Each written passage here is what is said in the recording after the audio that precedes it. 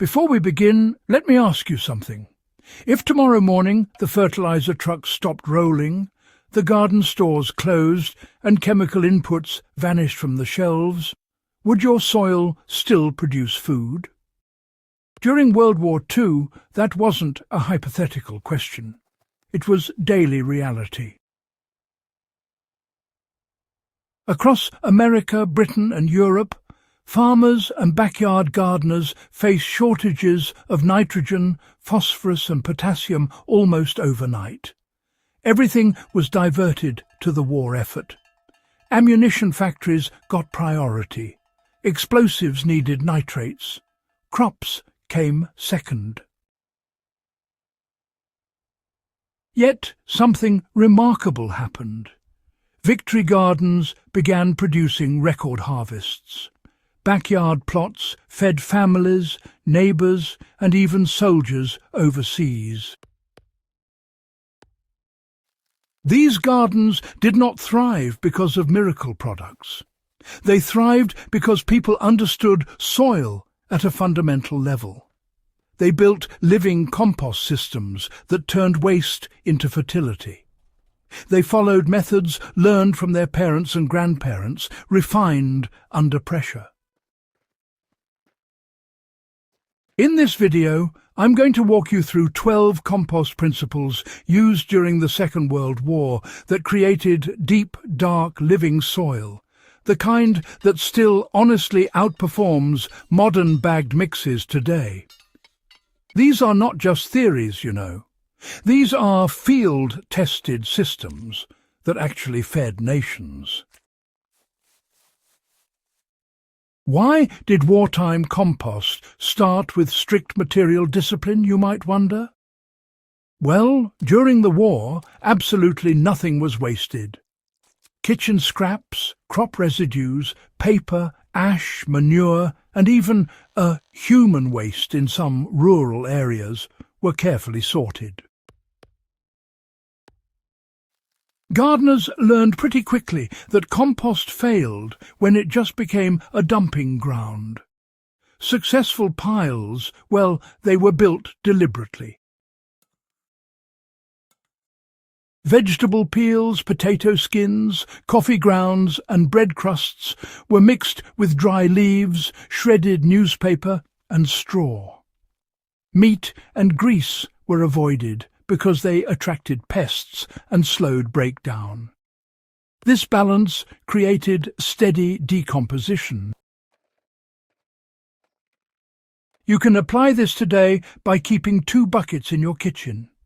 One for greens like food scraps, one for browns like paper and cardboard.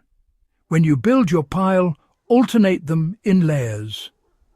That simple discipline was one of the foundations of wartime compost success. How layered construction replaced expensive turning equipment. Most households did not own pitchforks designed for compost turning. Many piles were never turned at all. Instead, they were built in layers that encouraged airflow from the beginning.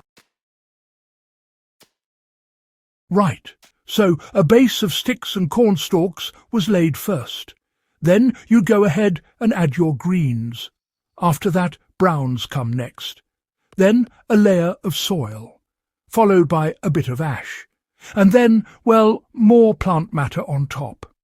This whole process, you see, created natural air pockets that prevented rot. Now, if you want to copy this method, you start your pile with small branches or maybe sunflower stalks if you have them. Then add alternating layers, each about 6 inches thick. You finish each layer with a dusting of garden soil. This way, microbes can spread without you having to do constant labour, which is quite handy, really. So, why was soil added to every layer like seasoning, you might wonder? Well, during the Second World War, compost manuals actually emphasised adding garden soil to piles. Soil carried bacteria, fungi and protozoa that accelerated breakdown. It also buffered odours and stabilised nutrients, making the whole process a lot more efficient. People would, sprinkle soil between layers the way a cook seasons soup. This practice kept piles active even in cold weather. These days, many composters skip this step and just rely on commercial starters. But honestly, a shovel of native soil works better. Add it regularly and your pile will heat faster and mature more evenly. Let's talk about how wood ash was used as a controlled mineral fertilizer. Back then, coal and wood stoves were common. Their ash became a valuable resource. When used properly, it supplied potassium, calcium and trace minerals. Gardeners never dumped ash in large quantities. Instead, they applied it in thin layers inside compost, mixing it with acidic materials like fruit peels and leaves. You can do the same with fireplace ash, Just sprinkle lightly. Never exceed 1 cup per square yard of compost surface at a time. This balances pH without damaging microbes. Why did wartime compost rely on animal integration? Well, backyard chickens, rabbits and even pigeons were common. Their manure was composted immediately to avoid burning plants. Manure was mixed with straw bedding and kitchen waste, then buried inside piles. This created hot centres that killed pathogens.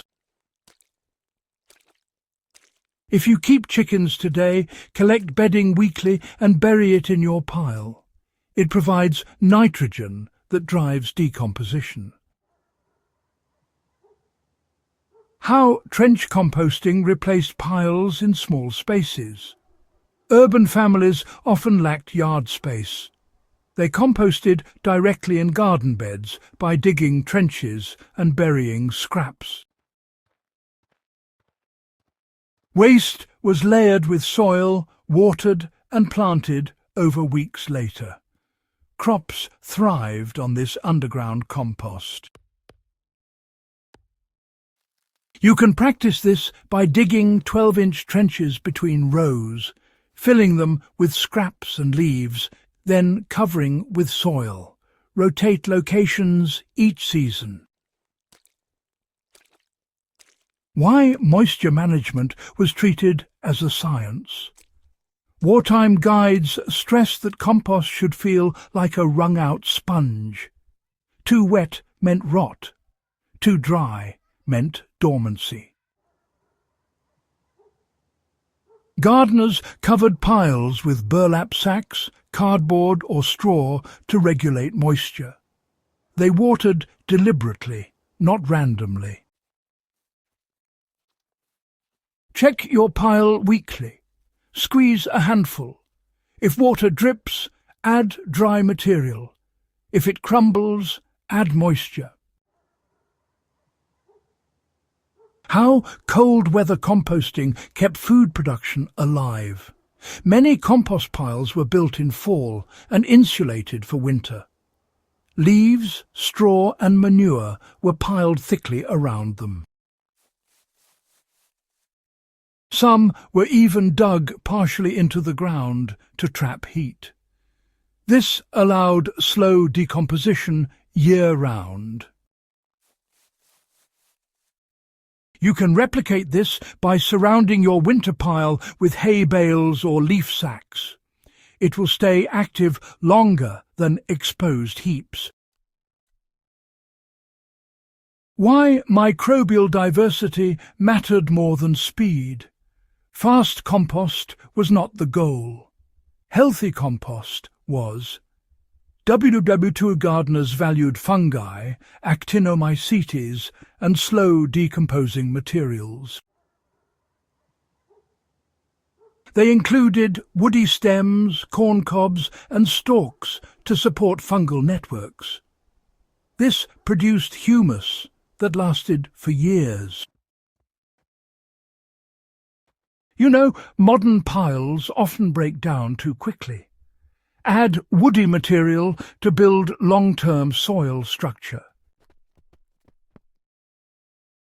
So, compost maturity was judged by smell and texture. No one owned lab tests. Compost was ready when it smelled like forest soil and crumbled easily. Gardeners would, rub it between their fingers. If it stained lightly and felt soft, well, that meant it was finished. So use your senses. Good compost, it actually smells alive. Bad compost, on the other hand, smells sour or a bit sharp. Now, why was compost stored like food reserves? Finished compost was, stored in covered bins or sacks. It was rationed and applied strategically, just like you do with something precious. Spring plantings got heavier doses while, summer crops received lighter top dressings. Store your compost dry and protected. You really ought to treat it as fertilizer capital. So let's talk about how compost really became the foundation of food security. During the Second World War, compost wasn't just a nice thing to have. It was, absolutely essential. It was survival, plain and simple. Families who managed to master the art of composting, they ate better, stayed healthier, and, they kept their independence.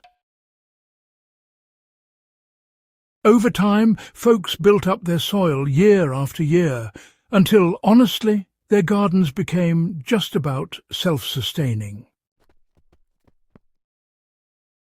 If you follow these methods consistently, your soil will deepen, darken, and improve every season. Final thoughts for modern gardeners and historians. These compost systems were born from necessity, discipline, and knowledge passed through generations. They remind us that soil fertility does not come from factories. It comes from understanding cycles. If you want true independence, start with your compost pile.